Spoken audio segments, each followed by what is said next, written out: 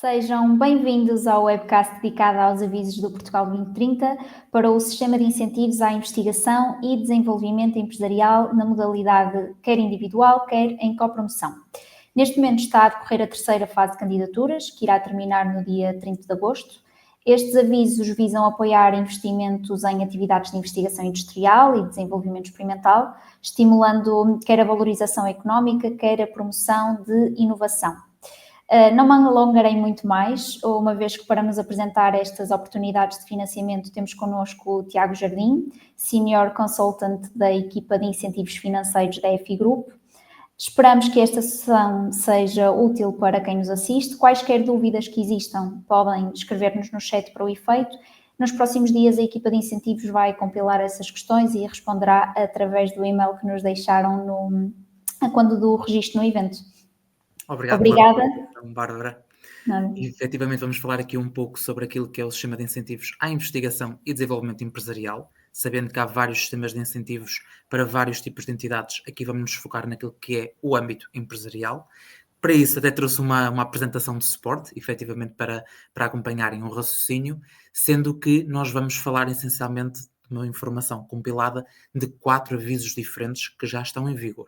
E aviso já também que estes 4 avisos não têm grandes diferenças. Estamos a falar da divisão entre copromoção e individual e estamos a falar quando é para territórios de baixa densidade ou outros territórios, o que não é, portanto, para efeitos desta apresentação não é significativa a diferença, mas fica esta nota que realmente há diferenças naquilo que são a análise dos projetos em cada candidatura.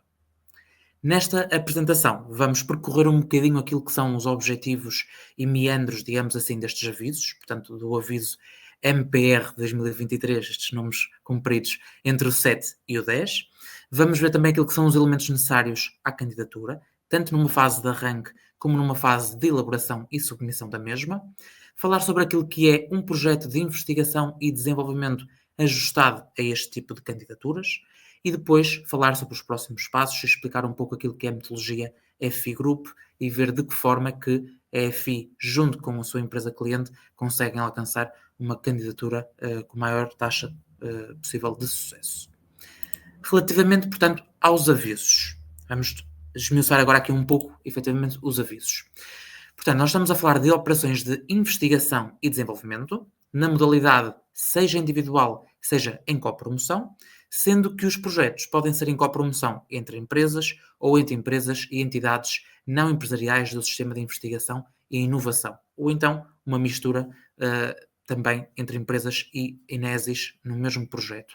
Sendo que o objetivo deste projeto tem que estar sempre alinhado com os domínios prioritários da estratégia de investigação e inovação para a especialização inteligente. Digamos assim, é chamada, de forma abreviada, a RIS3, que geralmente é separada pela região em que o projeto se encaixa. Nós temos a RIS Norte, a RIS Centro, a RIS Alentejo e por aí fora. Importante ressalvar que este sistema de incentivos está projetado para micro, pequenas e médias empresas ou então small mid-caps, portanto, empresas de grande dimensão, não PMEs, que vão até 500 colaboradores ou então com uma faturação efetivamente não superior a determinado valor. Relativamente ao período de duração do projeto, no caso de tipologia individual, estamos a falar no máximo de 24 meses. No caso de copromoção, pode ir até 36 meses, sendo que o investimento mínimo é sempre de 150 mil euros, independentemente da tipologia de operação. Neste tipo de candidatura, estamos a falar ou da melhoria significativa de algum produto, processo ou sistema, ou a criação efetiva destes novos produtos, processos ou sistemas.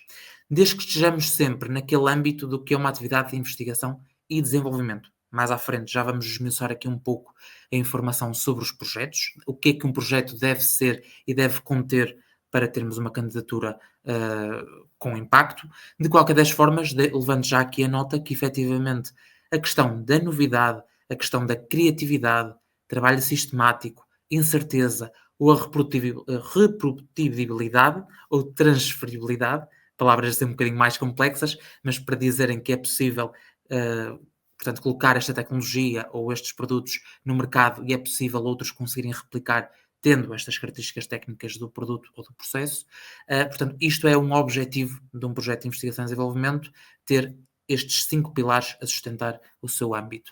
Sendo que este sistema de incentivos tem uma taxa máxima de 80%, no caso das entidades não empresariais do sistema de investigação e desenvolvimento pode ir até aos 85%, numa base de custos simplificados. Embora já vamos detalhar daqui a pouco um pouco melhor esta questão das taxas de financiamento e da tipologia de custos simplificados. Relativamente ao período de candidaturas, nós estamos a falar que estes 4 avisos já se encontram abertos desde novembro de 2023, por isso é que no código dos avisos podem encontrar o ano de 2023, sendo que atualmente já vamos na fase número 3. Decorrida a fase 1 e a fase 2, a fase número 3 termina no final de agosto de 2024, sendo que depois, por isso, só sobra uma última fase até ao final do ano. Uma nota importante e que historicamente está a existir agora nestes sistemas de incentivos do Portugal 2030 e não acontecia no Portugal 2020 é que está a haver uma análise de critérios, digamos assim. Naturalmente os projetos são ranqueados de acordo com os critérios de avaliação e tudo o que são candidaturas que ficam com uma pontuação abaixo de 4 valores automaticamente são empurradas para a última fase, a fase número 4. Daí também maior interesse em defendermos o projeto da melhor forma possível e trabalharmos o projeto para que ele seja o mais defensável possível. Mas, de qualquer das formas, fica esta nota, a frase, digamos assim, a principal é reter que a fase número 3 termina a 30 de agosto de 2024. Relativamente aos critérios de elegibilidade, como é que uma empresa sabe se pode se candidatar a este sistema de incentivos? Naturalmente, sendo uma PME, tem que ter uma certificação eletrónica, portanto, há de estar que é micro, pequena ou média empresa, ou no caso das entidades não empresariais, ou melhor, no caso das entidades não PME, portanto, as small mid caps, aquele conceito até 500 colaboradores, aí tem uma declaração própria e não é necessária a certificação eletrónica PME. Tem que estar legalmente constituído, portanto, incluindo o RCBE, o Registro Central de Beneficiário Efetivo, não possuir dívidas nem à autoridade tributária, nem à Segurança Social, nem muito menos ter um histórico de incumprimento de fundos europeus, ter CAIs e licenças para o desenvolvimento da atividade da tipologia do projeto que pretende desenvolver e não ter atrasos em salário, ou melhor, não ter salários em atraso, assim sim. Relativamente a outros critérios de elegibilidade, a empresa não pode ser encarada como uma empresa em dificuldade, portanto, aquilo que é o capital social, ou melhor dizendo, aquilo que é o capital próprio não pode ser inferior a 50% daquilo que é o seu capital social. Relativamente à autonomia financeira, a empresa tem que conseguir garantir no ano pré-projeto, portanto, aqui estamos a falar do ano de 2023, tem que garantir uma autonomia financeira superior a 15%. Estamos a falar de capitais próprios sobre o ativo, tem que ser superior a 15%. Ter capacidade de financiamento da operação, portanto, se estivermos a falar de um projeto de 500 mil euros, por exemplo, e sabendo que há uma percentagem de apoio esperada, como é que a empresa pretende financiar a restante parte da operação que não é financiada pelos fundos europeus? Essa forma de financiamento tem que estar descrita na própria candidatura e demonstrar o efeito de incentivo, que é nada mais, nada menos do que, na verdade, a empresa mostrar, através também de um compromisso de honra, que nenhum investimento foi feito anteriormente. Portanto, o projeto tem mesmo que começar só após submissão da candidatura e não antes.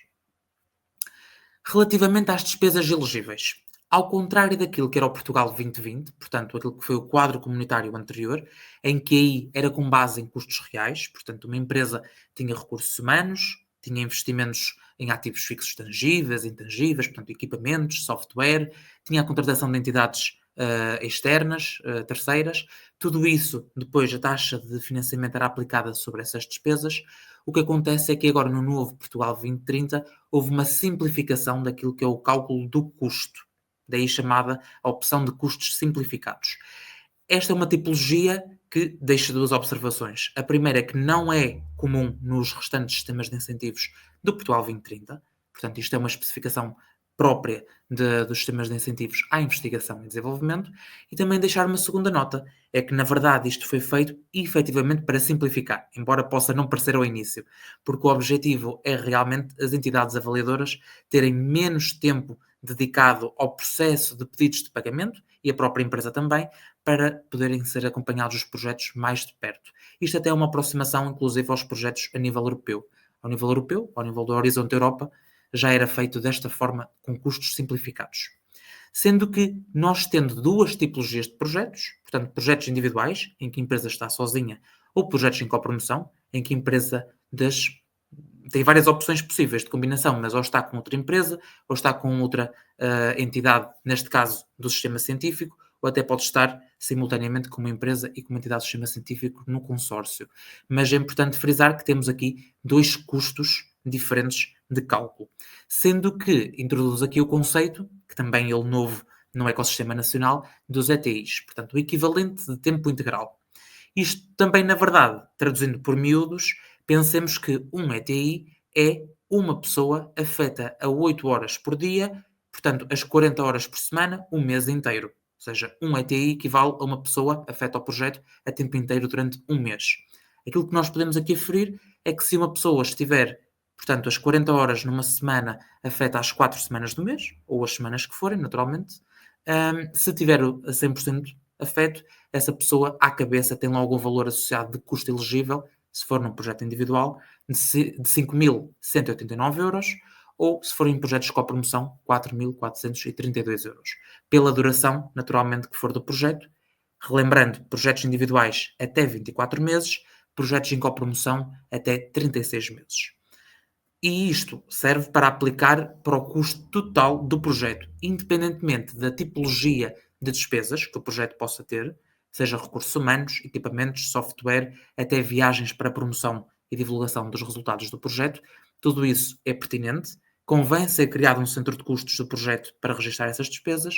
No entanto, para cálculo do custo do projeto, apenas conta os recursos humanos. Portanto, este ETI é sempre sobre os recursos humanos afetos ao projeto. Aliás, eu até trouxe aqui um exemplo para compreendermos um pouco melhor, porque eu bem sei que naturalmente isto não é algo assim tão imediato de entendimento. Trago aqui uma comparação entre aquilo que é o investimento real, portanto, aquilo que era feito no Portugal 2020, diga-se, e aquilo que é a nova tipologia de custos simplificados. Portanto, aqui à esquerda nós podemos ver o investimento real, por exemplo, num projeto em que uma empresa tem despesas com pessoal estimadas em 150 mil euros, em equipamentos tem 50 mil euros, participação em feiras 15 mil, serviços externos 20 mil e custos indiretos, que na verdade é com taxas fixas aplicadas às restantes despesas, dava um bolo total do projeto de 285 mil euros. Portanto, no Portugal 2020 aquilo que se fazia ia-se à taxa de apoio, que podia ser 80, podia ser 70, já vamos desmiuçar um pouco melhor isso, mas efetivamente a taxa era aplicada neste custo. Atualmente, o que é feito? Vai-se à lista de recursos humanos que participam no projeto, vê-se a percentagem do seu tempo que realmente está afeta a este tipo de projetos, como por exemplo podemos aqui ver a afetação, em que o colaborador 1 está a 50% e, por exemplo, o colaborador 2 também está afeto a 30%. Sendo um projeto em copromoção, este exemplo em particular, podemos ir até aos 36 meses.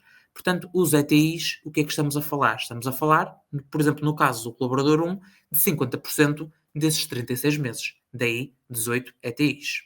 Ou, por exemplo, no caso do colaborador 2, vamos aos 36 meses e multiplicamos por 0,3. Portanto, a afetação real, ou prevista, melhor dizendo, do colaborador 2. Isto dá um conjunto de ETIs por colaborador. O que vamos fazer é somar estes ETIs todos e multiplicar pelo custo unitário por ETI nesta tipologia, que sendo um projeto em copromoção, são os tais 4.432 euros. Isto dá um custo total elegível de 223.372,8 euros. À partida, podemos já perceber que há aqui uma diferença entre aquilo que é o investimento real de 285 mil euros e o total, 223 mil euros arredondadamente. O que acontece é que, dependendo da tipologia de projetos, a tipologia simplificada pode muitas vezes até beneficiar a empresa que se candidata, noutras vezes até prejudicar um pouco no que toca ao cálculo do custo elegível. Mas, efetivamente, dar esta nota, e também para descansar de certa forma, que estes valores definidos, neste caso a copromoção dos 4.432 euros, foi definido com base no histórico daquilo que foi o Portugal 2020. Portanto, a entidade avaliadora e a APMEI e a Agência Nacional de Inovação olharam para o histórico daquilo que são os projetos de investigação e desenvolvimento e perceberam que as médias ponderadas seriam à volta deste valor de custo unitário. Dependendo dos setores, pode ser mais ou menos justo. De qualquer das formas, é uma regra aplicada a todos os setores que se queiram candidatar neste sistema de incentivos.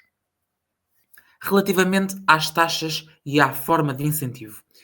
Este sistema de incentivos, diga-se de passagem, é um dos mais complexos em termos também de exigência do Portugal 2030, mas também, diga-se sua justiça, também é aquele que tem a taxa de financiamento mais alta. Portanto, no caso de empresas, empresas, sejam elas pequenas, micros ou médias empresas, por exemplo, podem ir até um máximo de 80%, sendo que, no caso de entidades do sistema científico, podem ir até 85%, cumprindo alguns requisitos. Este incentivo é não reembolsável, portanto, não há nenhuma componente em que a empresa ou a entidade do sistema científico tenha que devolver aquilo que recebeu. E depois, efetivamente, há aqui uma diferença também face aos outros sistemas de incentivos. Enquanto que a maioria dos sistemas de incentivos tem uma taxa que é aplicada a qualquer beneficiário, independentemente das suas características, há uma ou outra exceção nos sistemas de incentivos principais. Na investigação e desenvolvimento tecnológico, portanto o ID empresarial, há efetivamente um racional de cálculo das taxas de apoio. Nós, dependendo da dimensão da empresa, partimos com uma percentagem diferente, sendo que micro e pequenas empresas partem aqui com uns 20% de apoio, por exemplo.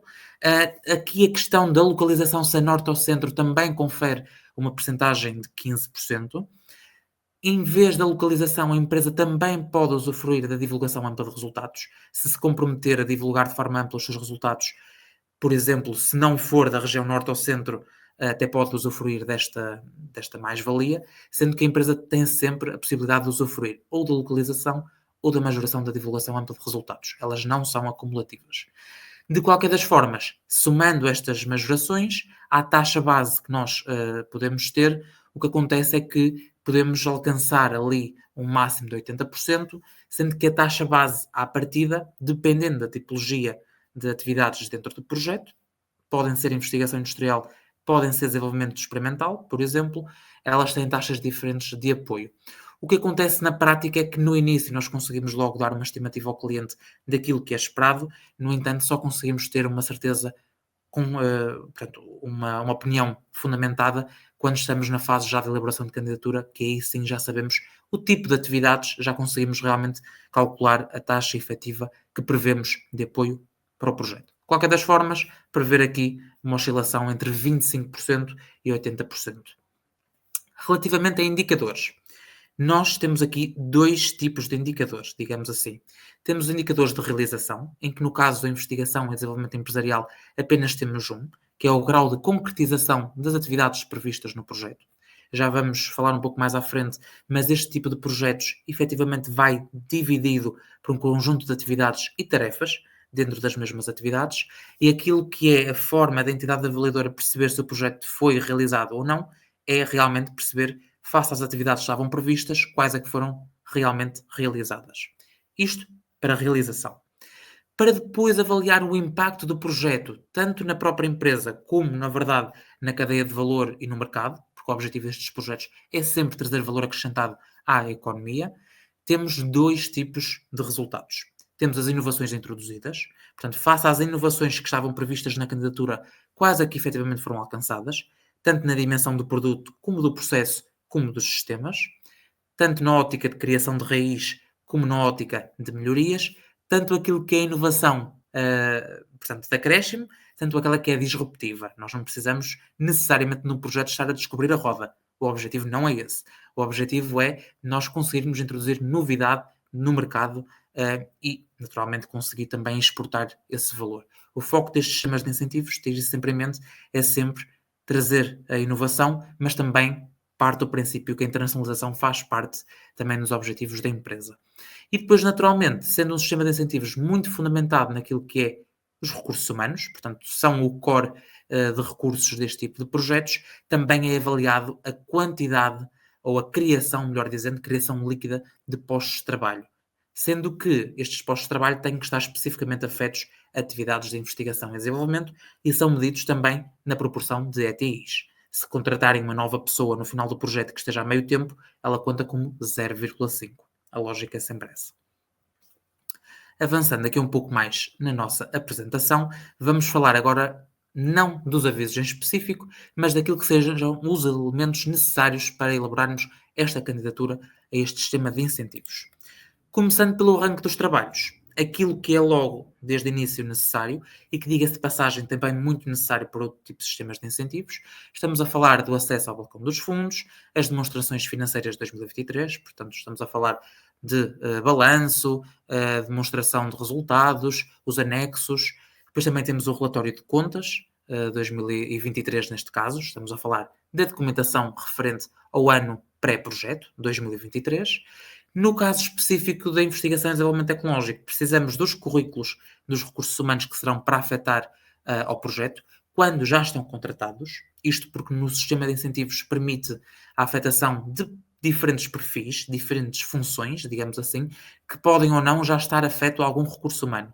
Ou seja, a empresa pode dizer que para determinado perfil dentro do projeto já tem este recurso humano dentro de portas, e aí apresenta este currículo.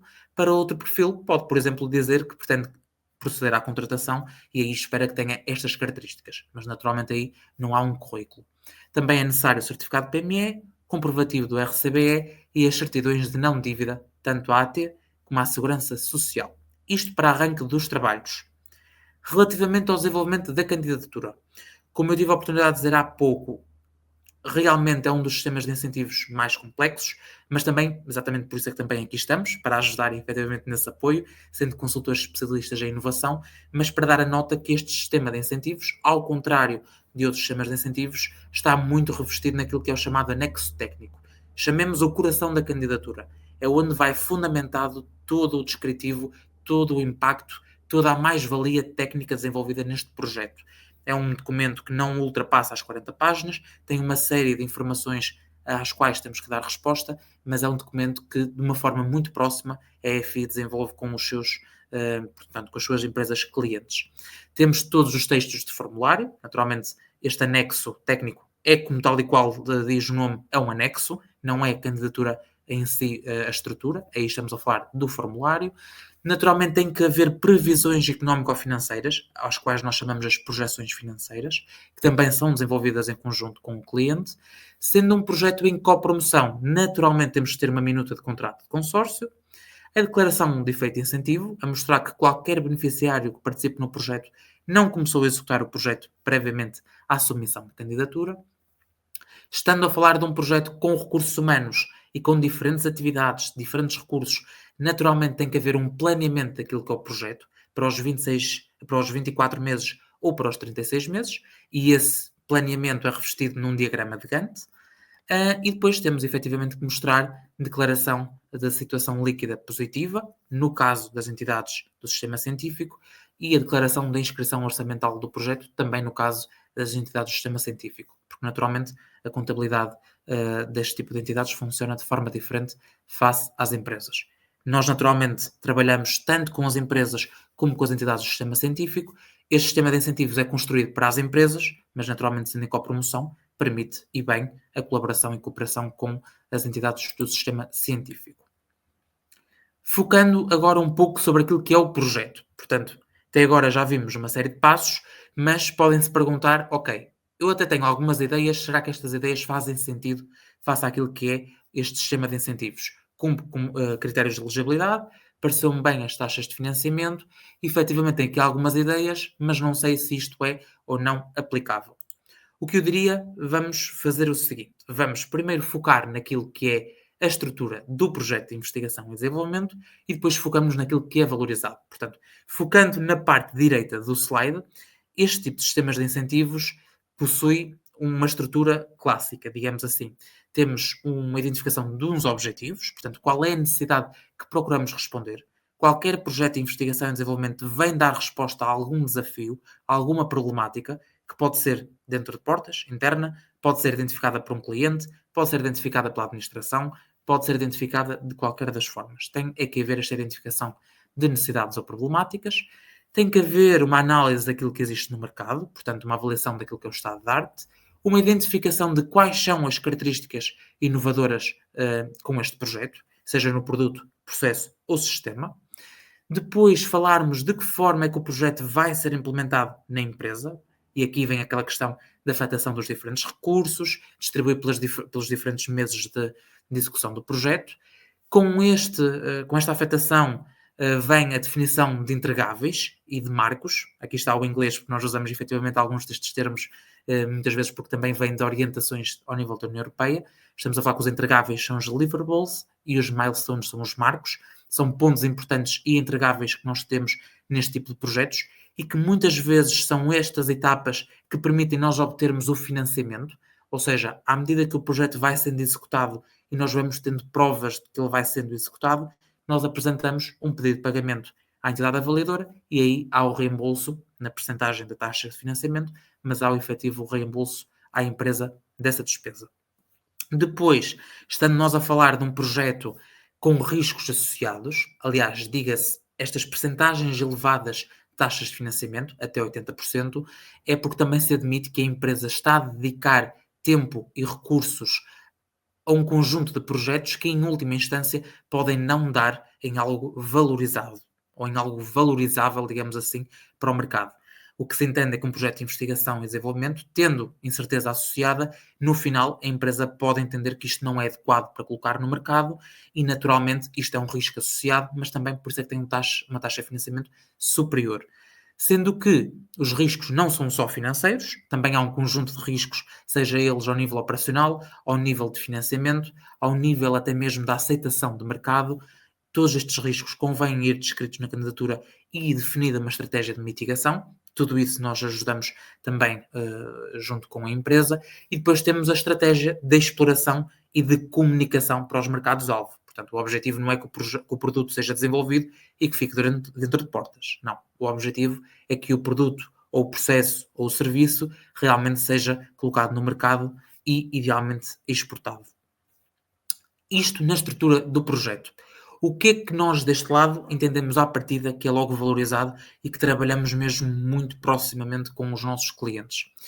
Automaticamente, isto sendo um sistema de incentivos, tem que estar alinhado, efetivamente, com as prioridades específicas de determinada região. Sendo um projeto da região norte, tem que estar adequado com a estratégia de especialização inteligente da região norte, a RIS3 Norte, e isso nós fazemos mesmo uma análise criteriosa, mas tem a ver com a tipologia de projeto e com a tipologia de atividade da empresa. Depois tem que estar alinhado com o Green Deal, ou Programa Europa Digital, que também, de certa forma, de uma forma simplificada, também conseguimos atestar isso com uma checklist de cumpre ou não cumpre, mas o objetivo é que o projeto não tenha um impacto prejudicial no ambiente. Definir aquilo que são as competências técnico-científicas da equipa é fundamental, dado que é um dos pilares desse sistema de incentivos, são os recursos humanos afetos ao projeto, seja já existentes, seja a contratar. Análise de risco muito objetiva, seja na probabilidade, seja no impacto do risco, porque, na verdade, o risco é isso mesmo, é a multiplicação do impacto versus a probabilidade e mesmo a forma de tratamento desse risco. As vantagens face a soluções do mercado, portanto, estamos a falar de soluções que realmente apresentem uma vantagem competitiva e um grau de inovação face àquilo que já é colocado no mercado, seja por players ao nível do setor, por players mesmo ao nível nacional, seja por players ao nível internacional. Estas diferentes escadinhas de âmbito de inovação têm diferentes valorizações na candidatura. Portanto, quanto maior o âmbito da inovação, maior, portanto, o mérito nesses critérios em específico. Depois, naturalmente, estamos a falar de resultados transacionáveis e mensuráveis, portanto, tem que ser tudo muito objetivo e, idealmente, comercializável.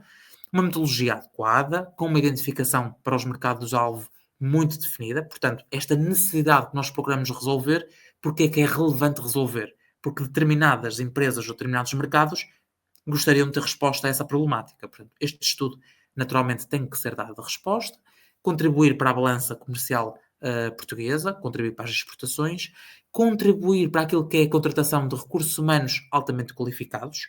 Aliás, isto é um dos pontos, à semelhança das exportações e do âmbito da inovação, a contratação de recursos humanos altamente qualificados é um dos outros pilares altamente valorizados neste tipo de candidaturas. Naturalmente, estamos a falar também da disseminação de resultados, sempre dentro do possível. A empresa não é obrigada a divulgar todos os resultados que obteve do projeto, porque naturalmente isto é uma vantagem competitiva para outros players iguais ou semelhantes no mercado, mas sim demonstrar que determinada tecnologia foi possível alcançar e que vai comercializar, por exemplo.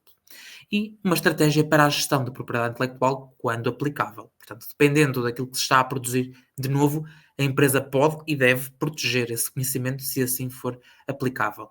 Aliás, tudo o que seja esta questão da propriedade intelectual é importante realmente nesta fase de candidatura discutir, porque depois até mesmo esta propriedade intelectual pode ser alvo de valorização económica e a empresa poder colocar a render, digamos assim, este mesmo conhecimento. Relativamente aos próximos passos, portanto, visto aquilo que é o projeto e aquilo que são os avisos e a candidatura, com os seus elementos necessários, a EFI tem uma metodologia própria, sendo que aquilo que vamos discutir agora daqui a nada é sempre um pouco simplista, porque naturalmente também há uma personalização face ao tipo de cliente, mas de uma forma macro nós temos o processo muito bem definido em diferentes momentos de intervenção, tanto da EFI como do cliente, sempre na ótica de na medida da simplificação, mas da colaboração estreita, porque efetivamente estamos a falar de um sistema de incentivos ambicioso, mas que tem que ser coerente e credível, ao mesmo tempo que tem que fazer sentido para a realidade da empresa. Numa fase inicial, a EFI pede todos os elementos que falámos anteriormente, principalmente para o arranque de trabalhos. Os outros elementos serão mais desenvolvidos ao longo da elaboração de cada candidatura. Naturalmente que a empresa, tendo enviado já estes elementos, nós conseguimos fazer uma análise daquilo que são os critérios de elegibilidade, tanto na dimensão, no tipo de projeto, como até mesmo no grau de inovação, simulações de mérito e perceber se a empresa tem ou não chances de ter efetivamente dotação orçamental.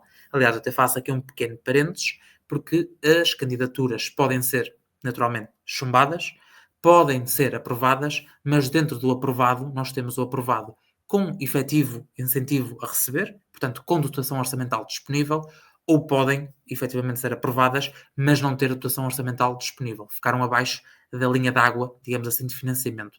Nesses casos, efeitos práticos é a mesma coisa do que levar um chumbo, porque a empresa não tem direito ao incentivo. O que é que nós fazemos para maximizar esta probabilidade de ficarmos acima da linha d'água? Fazemos uma boa análise e simulação do mérito. Esta análise de elegibilidade também já fazemos uma pré-triagem, embora o mérito, bastante mais discutido, é feito numa fase mais à frente. Depois desta análise de elegibilidade, de uma forma próxima e através de reuniões, trocas de elementos e mesmo dicas e lições aprendidas, digamos assim mesmo de outros projetos, desta tipologia ou destes setores em particular da empresa que se esteja a candidatar, fazemos muito esta abordagem dos contributos técnicos, perceber com a empresa onde é que devemos apostar mais, porque é um pouco mais sensível, ou porque é uma bandeira vermelha, efetivamente, face àquilo que é o histórico da empresa, ou até mesmo nós sabemos que este tipo de projetos em determinada região pede que se pontue mais em determinados critérios, por exemplo, estando nós a falar da qualidade do projeto, qualidade da equipa, impacto na empresa, impacto no mercado, valorização de resultados, tudo isto são critérios importantes de valorizar. E realmente em conjunto com a empresa definimos também aquilo que é o âmbito dos recursos humanos que vão reproduzir-se naquilo que é o custo total elegível. Portanto, aqui nesta fase já temos uma visão maior daquilo que é o incentivo previsto para a empresa. Depois temos a definição específica e estratégica destes elementos naquele anexo técnico, por exemplo, que viemos a falar, assim como também no formulário há elementos estratégicos que é importante definir, assim como também fazemos aqui as projeções financeiras. Estas projeções financeiras e este anexo técnico, com estes contributos, esta estratégia, conseguimos elaborar a candidatura sem grandes sobressaltos, naturalmente com uma cadência de trabalho definida, ambiciosa, mas também realista de parte a parte, sendo que é um sistema de incentivos particular. Diga-se passagem, também sou suspeito, gosto pela área, mas realmente acho muito desafiante, mas nós trabalhamos com o sentido de maximizar a probabilidade de ser aprovada com uma estrutura que faça sentido para o cliente e ambiciosa. Isto para quê? Para termos uma candidatura realmente com maior possibilidade de ser uma candidatura vencedora. Porque, na verdade, no final do dia é isso que conta e é isso que nós pretendemos junto das nossas empresas clientes. Muito obrigada, Tiago. Excelente partilha. Julgo que esta sessão será realmente muito útil para todos aqueles que estejam a ver este aviso como uma oportunidade. Conforme mencionaste, e muito bem, na EFI prestamos este apoio na definição e na execução da melhor estratégia para a captação de fundos comunitários, sejam estes ou outros, sobretudo no âmbito do Portugal 2030. Como já havia mencionado, a nossa equipa de incentivos vai também compilar todas as questões que surgiram no chat durante a sessão e as respostas chegarão aos vossos e-mails. Mais uma vez, obrigada pela presença e participação de todos. Até um próximo webcast. Obrigado.